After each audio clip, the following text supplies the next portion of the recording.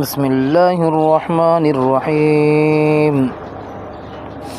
ياسين والقرآن الحكيم إنك لمن المرسلين على صراط مستقيم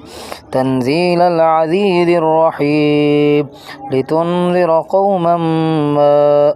أنذر آباؤهم فهم غافلون لقد حق القول على أكثرهم فهم لا يؤمنون إنا جعلنا في أعناقهم أغلالا فهي إلى الأذقان فهم مقمحون وجعلنا من بين أيديهم سدا ومن خلفهم سدا فأغشيناهم